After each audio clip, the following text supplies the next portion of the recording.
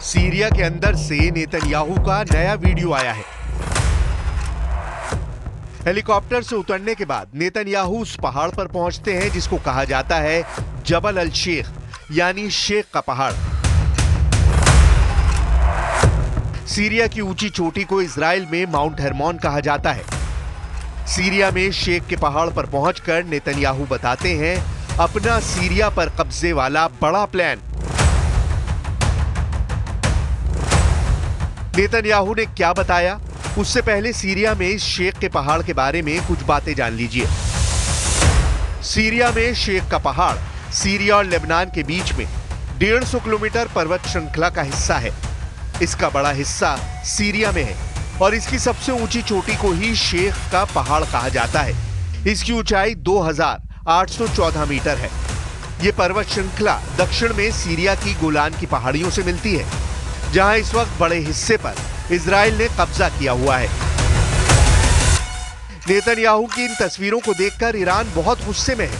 शेख के पहाड़ पर पहुंचे नेतन्याहू बता रहे हैं कि इजराइल अब इस चोटी पर लंबे वक्त तक कब्जा रखने के लिए तैयार है।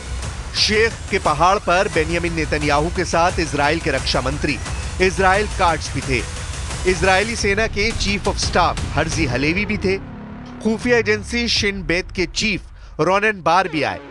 यानी इजराइल की टॉप सिक्योरिटी टीम शेख के पहाड़ पर पहुंची और फिर नेतन्याहू ने वो मैसेज दिया जो तुर्की से लेकर ईरान तक पहुंचा। אני פה בשיח חרמון עם שר הביטחון, הרמטכ"ל, אלוף פיקוד צפון, ראש השב"כ ומפקדים בכירים. אנחנו פה בחיתוך מצב כדי להחליט על היערכות ישראל במקום החשוב הזה עד שימצא סידור אחר שמבטיח את ביטחון ישראל. सीरिया के इस पहाड़ पर इजराइल की टॉप सिक्योरिटी टीम का आना इसलिए मुमकिन हुआ क्योंकि राजधानी दमिश्क में जुलानी आ चुका है। अबू मोहम्मद अल जुलानी पर तुर्की के राष्ट्रपति का हाथ है। यही वजह है कि इस वक्त सीरिया ऐसा वॉर थिएटर बन चुका है जिसमें अब इजराइल को शह देने का इल्जाम तुर्की के राष्ट्रपति अर्दवान पर लग रहा है। जुलानी को दमिश्क में देखकर ईरान बहुत गुस्से में है। ईरान के सर्वोच्च नेता अली खामनेई तुर्की का बिना नाम लिए निशाना साध चुके हैं। खामनेई ने 11 दिसंबर को कहा था कि सीरिया के पड़ोसी देश ने इजराइल और अमेरिका के साथ मिलकर साजिश रची है। هرچی فشار بیارید محکم تر میشه. هرچی جنایت کنید پر انگیزه تر میشه. هرچه با اونها بجنگید گسترده تر میشه. و من به شما عرض میکنم ईरान सीरिया के पड़ोसियों को जिम्मेदार बता रहा है। यानी सीरिया में अब तुर्की और ईरान की टक्कर शुरू हो चुकी है। क्या सीरिया में तीसरे विश्व युद्ध की जमीन तैयार हो चुकी है, जिसमें एक तरफ अमेरिका, इजराइल, तुर्की और एचटीएस का आतंकी जुलानी है और दूसरी तरफ है ईरान और पुतिन। दोनों को सऊदी अरब का साथ भी मिल सकता है क्योंकि मोहम्मद बिन सलमान भी अर्दवान के ऑटोमन एम्पायर वाले ख्वाब को लेकर अलर्ट हो चुके हैं। अर्दवान की बड़ी ख्वाहिश है कि अखंड तुर्की बनाया जाए, सीरिया के उन इलाकों पर कब्जा किया जाए जो ऑटोमन साम्राज्य के दौरान उसकी जद में रहे हैं।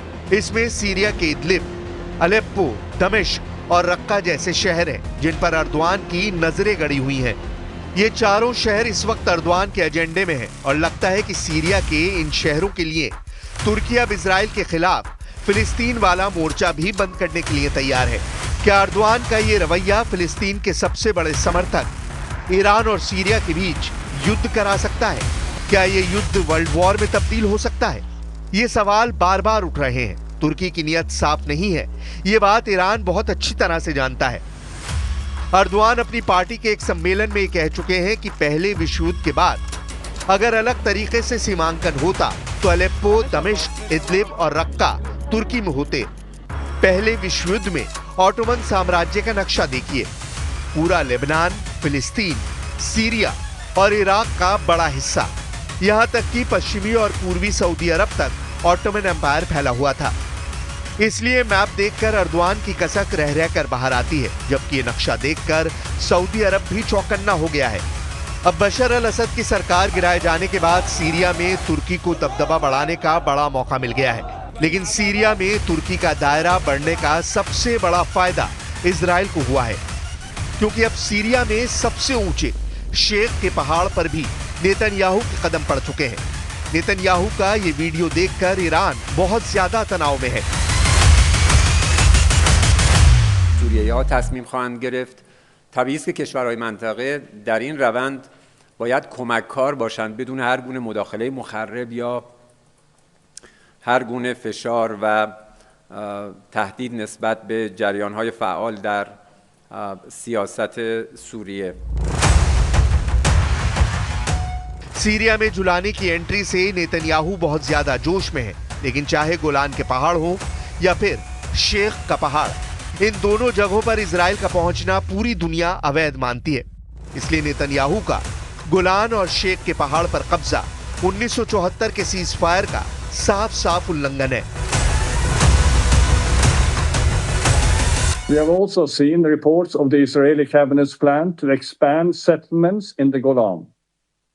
Israel must cease all settlement activity in the occupied Syrian Golan, which are illegal.